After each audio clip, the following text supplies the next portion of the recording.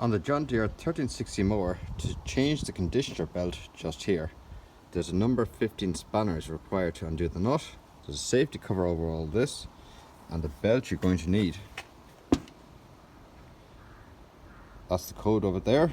It's a 3-ribbed belt, and all 3 belts are actually stuck together. So what we'll do first is you get a pin down here, and when you pull that back, you'll take the tension off the idler wheel. Now we're going to get the belt on, and then we'll retension it. Okay, now we have the belt on the bottom, on the top.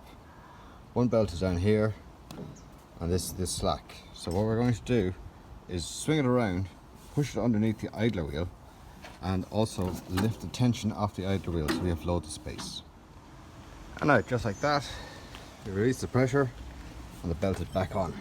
So all seems to be in the right place. Great.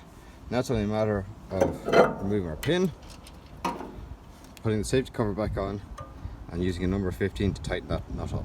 But first, while we're in here, we'll put 2 shots of grease into the grease nipple.